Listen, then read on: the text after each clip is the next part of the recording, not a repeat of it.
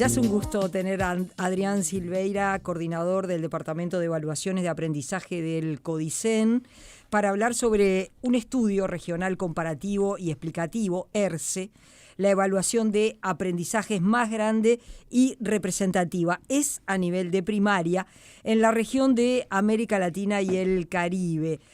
Cada nuevo ciclo de ERCE provee insumos de gran relevancia para la retroalimentación de los sistemas educativos y para generar reflexiones en torno a sus fortalezas y sus desafíos. Entre los materiales que Adrián me compartió, tengo algo que se escribió desde UNESCO. Dice: la UNESCO advierte que Uruguay no avanza en aprendizajes, pero sigue manteniendo uno de los resultados más altos de la región en el estudio ERCE 2019. Hay que señalar que estos estudios que se hacen a nivel de primaria son cada 5, 6 años. Adrián, bienvenido. Un gusto recibirte en Palabras Cruzadas. Gracias por la invitación. Este estudio se implementa únicamente en primaria. Sí, en tercer y sexto año de primaria. Uh-huh. El estudio, como vos leías, es una iniciativa del Laboratorio Latinoamericano de Evaluación de la Calidad, que es una institución que se enmarca en la Oficina Regional de Educación de UNESCO, que queda en Santiago. Esa iniciativa tiene 30 años, cumplió el año pasado, y tuvo como uno de sus propósitos generar una red de unidades de evaluación, de institutos de evaluación en América Latina. Estamos hablando años 90, mediados de los 90, donde al influjo de lo que estaba sucediendo internacionalmente, los países fueron avanzando en desarrollar unidades de gestión y monitoreo de evaluación. Recuerden que en el caso de Uruguay, las primeras evaluaciones de aprendizaje son de principios de los 90, que la hizo CEPAL y las condujo Germán Rama desde ese rol. Antes no se sabía nada en términos de evaluación de aprendizajes en Uruguay y en la mayoría de los países de la región, excepto Colombia o Brasil, que tenían institutos consolidados de evaluación. En ese marco se desarrolló el primer estudio, que se hizo en el 97, pasaron varios años, se hizo el segundo estudio, entonces vamos a ponerle CERCE porque era el segundo estudio regional comparativo y explicativo.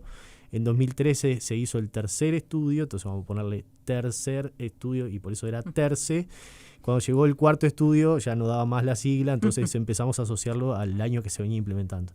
Sí, se hizo el primero, pasaron 8 o 9 años, después pasaron 6, ahora toca hacer este año, estamos haciendo las primeras ya relevamientos en campo, digamos, del quinto ciclo, y en 2030 estaremos haciendo el sexto ciclo de evaluación. Y Uruguay participa en esta iniciativa desde el segundo ciclo, desde 2006.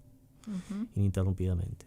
¿Y qué es lo que se evalúa? ¿Cuáles son las materias? ¿Es parecido a PISA, donde está lenguaje, matemáticas, ciencias, idioma español? Es parecido, tiene varias diferencias. Primero, se hace en la educación primaria. Y no en secundaria, no en secundaria, PISA, que es a partir de los 15. Exacto, claro. PISA tiene una definición que es totalmente diferente a esta, que es convocar a chicos que están en 15 años de edad, en el entorno de los 15 años y un poco más, porque ahí la pretensión, es decir, estamos a 3 años de la adultez de estos chicos y cómo están para transitar o con qué herramientas vienen desarrollando esos aprendizajes. Acá el objetivo es otro, acá es monitorear y tener un estado de los aprendizajes básicos en estas áreas que son como clásicas, que son lectura, matemáticas, ciencias. El ERCE tiene la particularidad que hace un dominio que es escritura, donde se lo desafía a los chicos a escribir una carta, una nota, un relato. Eso se evalúa, eso es algo que en general no está presente en las evaluaciones estandarizadas, porque lo que tienen en común estos dos procesos es que son evaluaciones estandarizadas a gran escala. Esto quiere decir que todo está altamente protocolizado y digamos, trabaja bajo el supuesto de que todos estamos haciendo en la medida de lo que podemos lo mejor y lo más ajustado a cierto parámetro, cierto guión, cierta forma, cierto procedimiento. Eso es lo que asegura la comparabilidad de los resultados. La comparabilidad de resultados a la interna del país y en el contexto internacional. Entonces lo que tenemos en términos de resultados es la posibilidad de vernos versus 2013, versus 2019 y ahora 2025 y tener una idea de tendencia y evolución. Eso pasa en PISA también. Pero además podemos tener un panorama regional. y poder tener una lectura, una clave ampliada sobre qué países lo vienen haciendo mejor y qué países tienen más desafíos. En el caso de lo que vos leías, el desafío que tiene Uruguay es mejorar, no porque sea un país que en términos del promedio esté en mala posición o que muestre que sus estudiantes tienen malos desempeños. Ese es un buen punto, ¿no? Perdón la interrupción, porque muchas veces se dice o se repite de que acá en Uruguay prácticamente es un escenario catastrófico, ¿no? En materia de aprendizaje. Pero esto que vos decís me parece que es importante, incluso cuando lo medimos con la región, ¿no? ¿Dónde estamos parados en ese sentido? Tenemos, como en todo país de América Latina, hay un contexto regional que es inevitable. Como todo país de América Latina, tenemos luces y muchas sombras. ¿Tá? Eso es fundamental entenderlo. Y en el ámbito educativo, esa imagen societal también se reproduce en términos de desigualdad, de inequidad, de desigualdades sociales. Nosotros tenemos grandes desafíos en términos de inequidad y por lo tanto eso también permea el sistema educativo. Y tenemos un poco más de 1/3 de los chicos que están en el nivel más bajo de desempeño. Es decir, que lo que logran poder hacer es de lo más básico y elemental. Los estudios que hemos hecho en términos como de trayectoria educativa, de seguir, de monitorear cómo siguen esos aprendizajes, lo que te muestra es que esos chicos, ese tercio grande, casi 40%, que en cualquiera de las áreas está en la zona más baja, después tiene serias dificultades para transitar a la educación media y altísimas. Ahora se acaba de publicar un estudio que siguió la cohorte del TERCE del 2013 hasta el 2021, o sea, ¿qué pasó en 2021 cuando tendrían que estar terminando el liceo? Y muchísimos de estos no terminan, porque quienes están con bajos desempeños son los que tienen más, digamos, la pendiente más empinada a la hora de poder transitar por la educación media. Ese es un problema nuestro, de toda la región, pero del cual nosotros no escapamos. Uh-huh. Y el tema ahí es, porque yo pensaba en todo el debate político que se da en esto, ¿no? Y a veces nosotros queremos decir... Nos queremos comparar con países que tienen una inversión sostenida en educación, cuestión que nosotros no tenemos. ¿Cómo nos vamos a comparar con Finlandia o cómo vamos a compararnos con los países que lideran PISA? Pongo PISA porque es como siempre como la referencia. Claro, pero ellos tienen una inversión sostenida y planes sostenidos en el tiempo. Nosotros no tenemos una inversión sostenida y además... cambian los gobiernos y también cambian los planes. Sí. Y eso es un problema. Es un problema. No sé, en la penillanura levemente ondulada a veces tenemos la capacidad como de amortiguar muchas de esas cosas. Creo que tenemos una visión bastante autocomplaciente muchas veces de nosotros mismos, de lo que es nuestra idea idealizada de cómo es nuestro sistema educativo, pero hay indicadores que tenemos que prestar atención.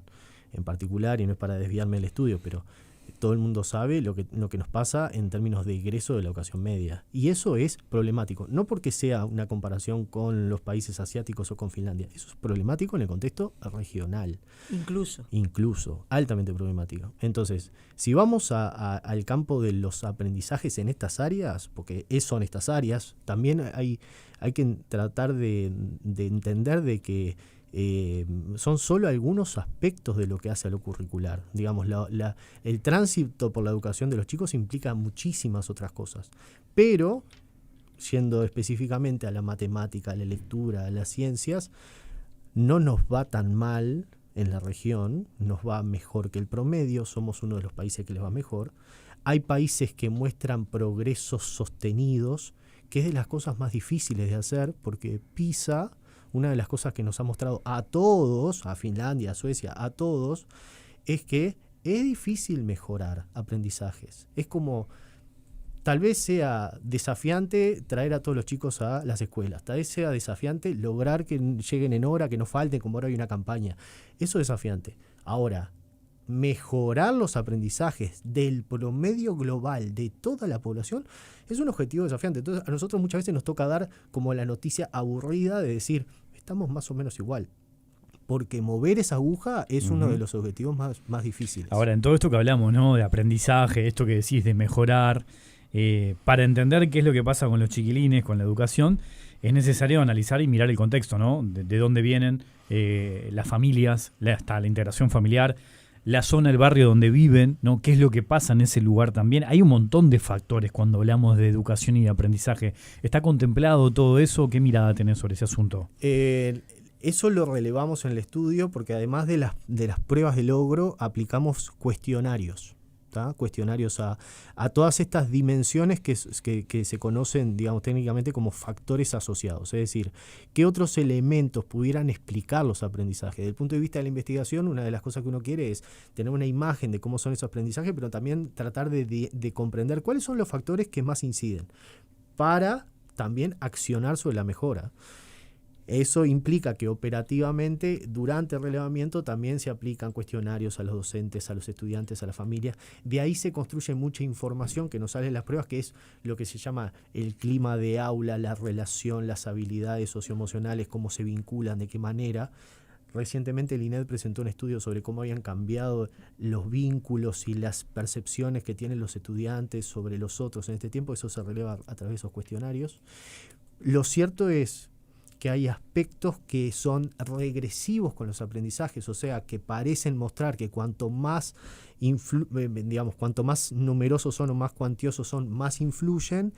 Típicamente es un ejemplo lo de la repetición. Históricamente estos estudios han mostrado que los chiquilines que tienen antecedentes de repetición después son los que tienen peores desempeños.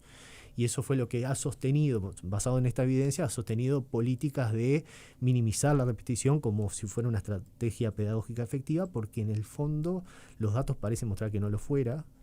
Y después el elemento principal que termina explicando siempre los aprendizajes es el origen socioeconómico y cultural de los chiquilines. Eso es la variable explicativa y es lo que termina condicionando muchos de los desempeños. Pero ojo, hay que entender también una cosa. Hay muchos chiquilines de nivel socioeconómico alto que no lo hacen tan bien. O sea, que no les va tan bien como lo debería ser. Una de las cosas que nos muestran estos estudios es que el volumen, la cantidad de chicos con desempeños destacados en la región son muy bajos.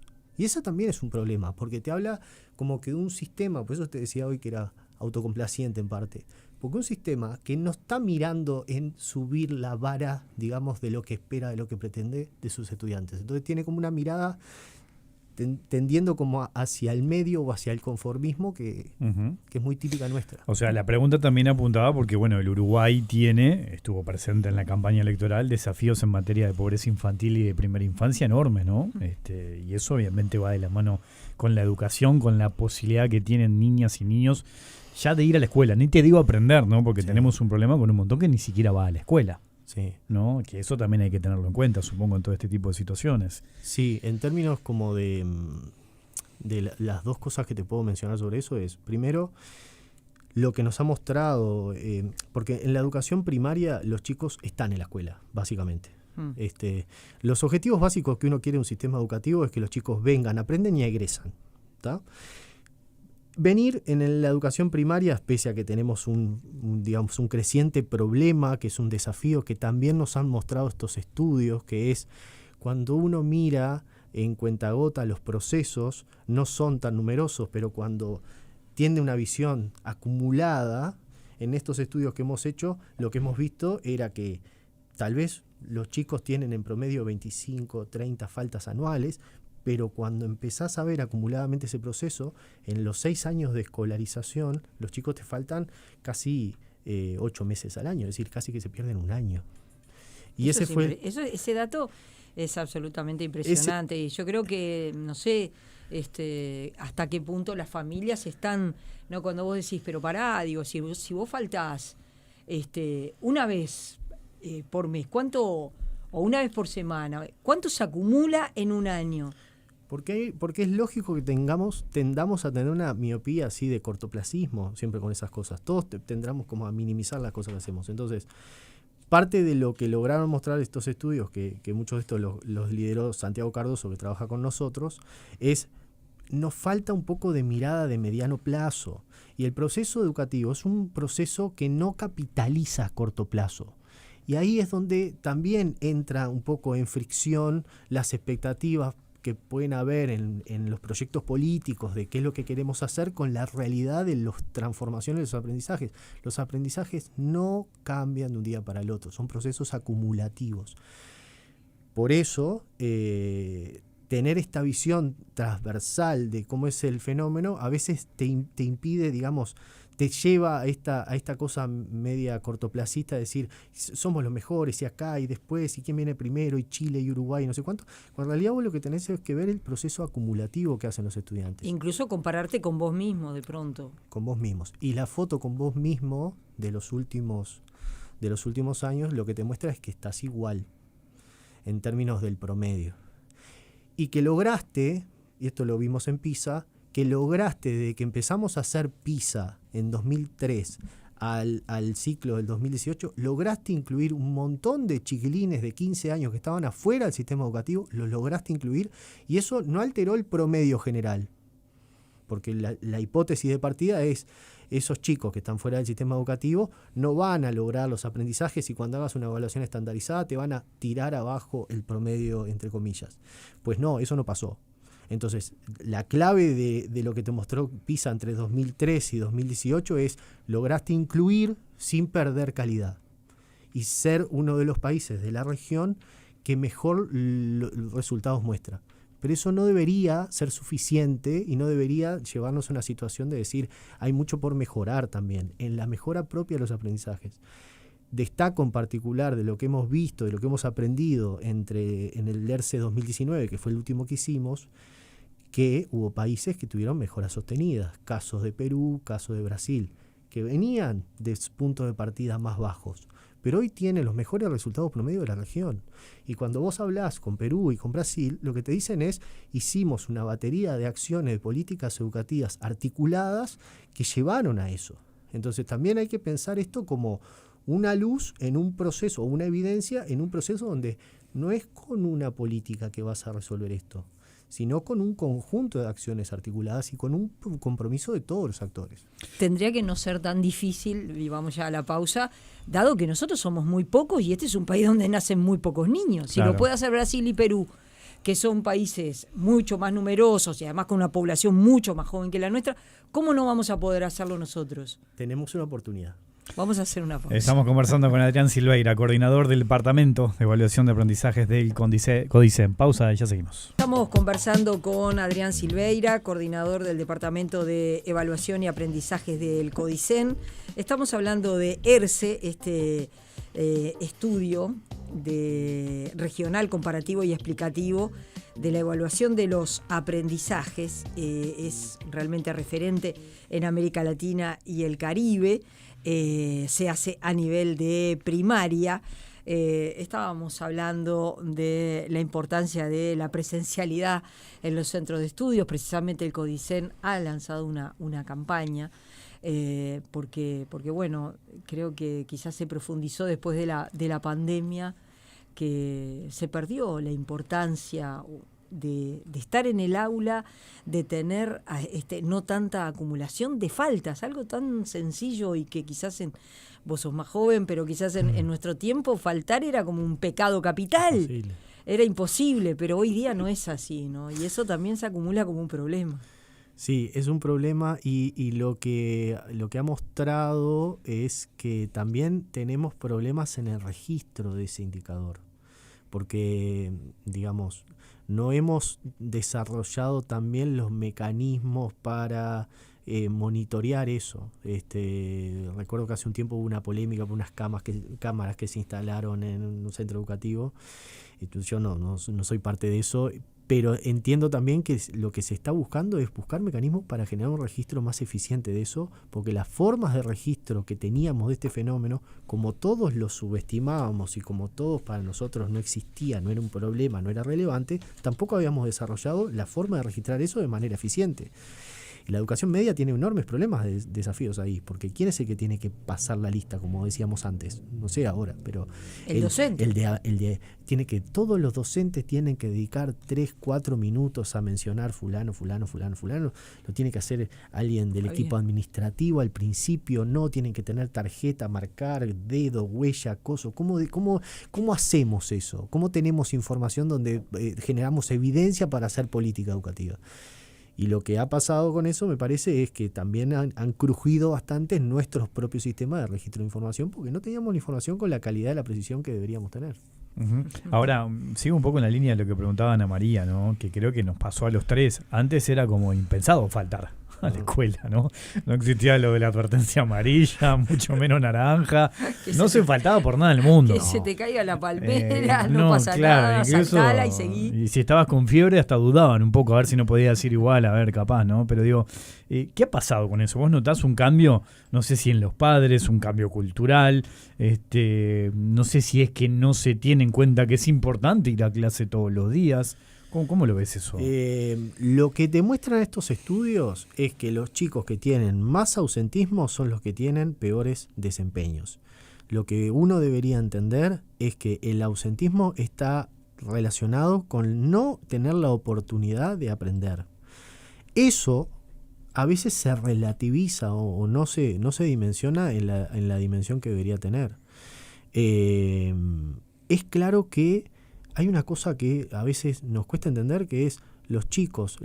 Todos hemos convenido como sociedad que entre los 3 y los 18 años, el trabajo que tenés, entre comillas, que vos tenés que hacer, como me decían a mí, vos tenés que ir a la escuela y tenés que ir al liceo. No hay otros espacios donde hemos trabajado muchísimo. Ahí sí tenemos que reconocernos todos como sociedad, que hemos trabajado muchísimo para mitigar el trabajo infantil y llevar eso a su mínima expresión. O sea, hemos convenido de que en realidad todos queremos y el país invierte un montón de esfuerzo para que los chicos tengan esa oportunidad, pero también tenemos que materializarlo. Porque cuando los chicos van al liceo y no tienen tal profesor y me pasa tal cosa y yo qué hago y me quedo boyando y lo que sea, entonces ahí hay un espacio también donde la adolescencia se manifiesta de otra manera, porque ya no es que te estás haciendo la rata de algo que hay.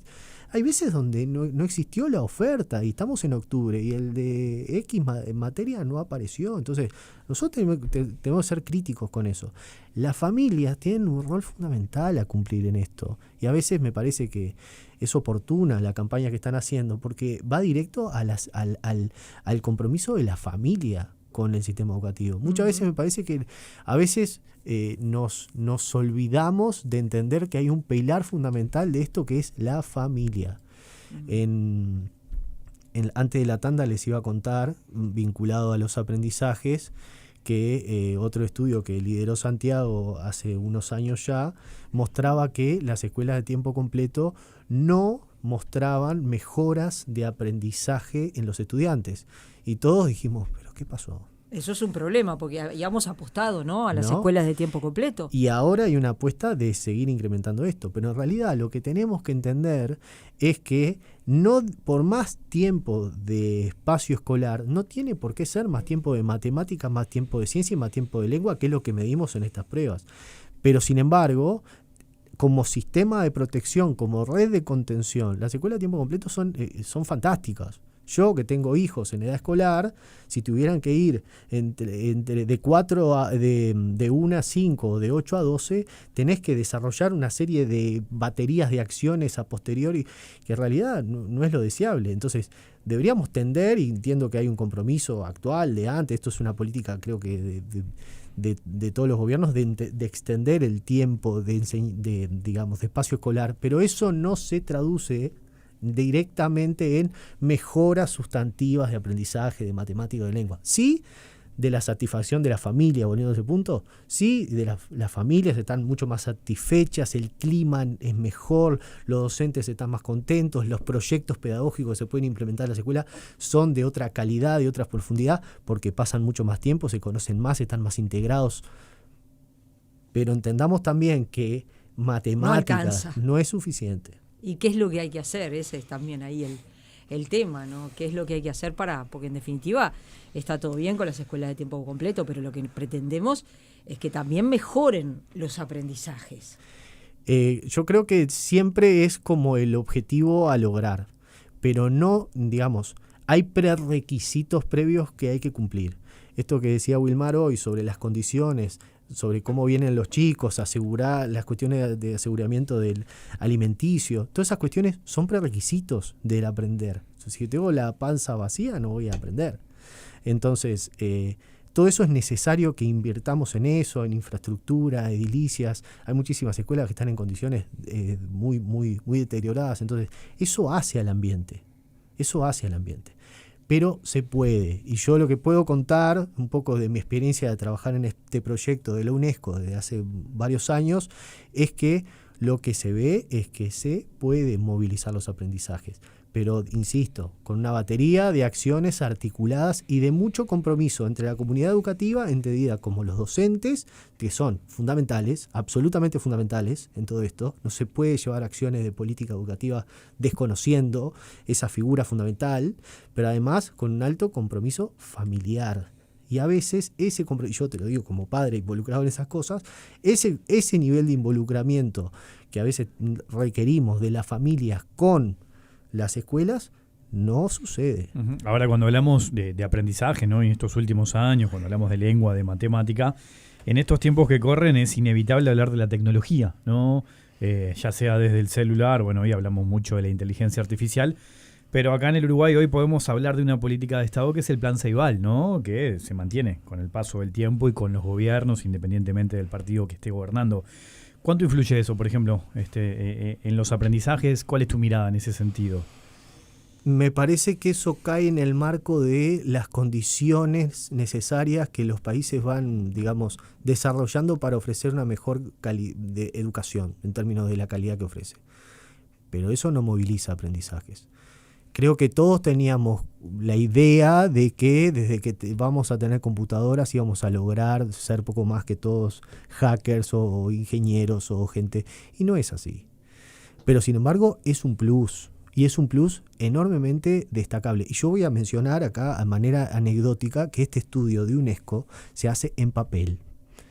Y para nosotros, el equipo que hemos pasado una semana armando cajas y tapados de papeles, es un problema. ¿Por qué? Porque nosotros hemos llegado, en términos de la evaluación educativa en el país, hemos llegado a implementar todo en computadora. Todas las evaluaciones que sea, de las áreas que sea, de la manera que sea, en el área que sea, se hacen en computadora. Porque el país puede asegurar esa infraestructura, porque puede asegurar conectividad y puede asegurar, y eso nos ha servido a hacer, digamos, nos ha permitido hacer un montón de digamos, iniciativas de evaluación a nivel nacional simultáneas al mismo tiempo, como la prueba de acreditación de la educación media básica, como una prueba diagnóstica que hacemos en formación docente, que la hacemos en todos los rincones del país al mismo tiempo un sábado de mañana. Eso lo hacemos porque tenemos computadora. Si tuviéramos que hacer eso en papel, nos volvemos locos porque no tenemos ni los recursos ni la capacidad. Lo digo porque para nosotros es una sensación un poco vintage volver a hacer esto en computadora. ¿Por qué lo hacemos en computadora? Porque hay muchos países de la región que no pueden asegurar tener la disponibilidad de computadoras para hacer las pruebas, porque no tienen un plan Ceibal, porque no tienen un sistema de aseguramiento de eso. ¿Cómo se traduce eso al espacio pedagógico? Yo nunca leí un proyecto que dijera hay que trabajar así, hay que modelarlo, se incorpora de esta manera tiene que ser. Entonces yo creo que progresivamente la disponibilización de infraestructura lo que fue dando paso es, bueno, una vez que está eso cubierto, ahora transformémoslo a la Ceibal en una agencia de innovación. Entonces nosotros trabajamos mucho con Ceibal pensando cosas nuevas, proyectos nuevos, desarrollos nuevos, en habilidades nuevas. Trabajamos nosotros en un proyecto de evaluación de una cosa que trabaja Ceibal que se llama pensamiento computacional, que es una de las 10 competencias elementales que el nuevo currículum tenía, que es incorporemos en los chicos la idea de la programación y el lenguaje de programación. Bueno, eso es una iniciativa que surge de Ceibal y que está en el currículum de ANEP. Y esos vasos comunicantes son positivos. No estaríamos en condiciones de enseñar pensamiento computacional si no tuviéramos toda la infraestructura de computadoras. Algo que vos dijiste, ¿no? Vos hablabas de, por supuesto, la importancia de la familia, pero realmente desde la política pública también habrá que hacer un gran esfuerzo para saber que hay muchos hogares monoparentales donde es una mujer sola con hijos que no tiene redes, que no tiene una familia que la apoye y la sostenga, ni siquiera para cuidar a esos niños. Entonces, si desde la política pública no se es capaz de dar solución desde lo comunitario, va a ser muy complicado para esos niños pobres poder incorporar aprendizajes, porque desde su hogar no lo van a tener. Lo van a tener si desde la política pública se logra recuperar y dar esas herramientas. Los que trabajamos en la evaluación tenemos como muy a flor de piel este sentido de urgencia que a veces es difícil de transmitir, porque también si estás en estado de alarma permanente, al final es como el pastor mentiroso y nadie te cree porque bueno, siempre estás en clave alarmista, pero digamos, cada vez que tenemos la oportunidad lo que tenemos que decir es: Uruguay tiene un problema de aprendizajes, no por ser el peor, porque no lo somos, porque nuestra matriz social no lo permite, porque nuestro desarrollo, nuestra pradera frontera puerto nos ha llevado a un lugar de desarrollo humano bastante bueno en términos comparativos. Y la educación no escapa de eso. Pero sí hay que entender que existen en los últimos 40 años, por lo menos, procesos de mejora sostenidos en muchas dimensiones de la vida social, donde la educación también fue mejorando en varios aspectos y hay que reconocerlo, pero en los aprendizajes no de manera sostenida, y esto hay que saberlo. Y a veces, digamos, lo que nos pasa es que perdemos esa perspectiva, somos pocos, cada vez somos menos demográficamente, tenemos la oportunidad de repensar un poco el esquema pedagógico, este modelo de un maestro y unas figuras que asisten, es ir un poco a la región y entender cuáles son las mejores prácticas para tratar de incorporarlas acá. Hay mucho para hacer. No podemos seguir pensando de que somos los mejores de la clase y que nos tienen que, digamos, imitar. Hay cosas que vale la pena imitar y otras cosas que tenemos que cambiar. Adrián Silveira, coordinador del Departamento de Evaluación de Aprendizajes del CODICEN, muchas gracias por tu participación esta tarde en Palabras Cruzadas. Gracias a ustedes.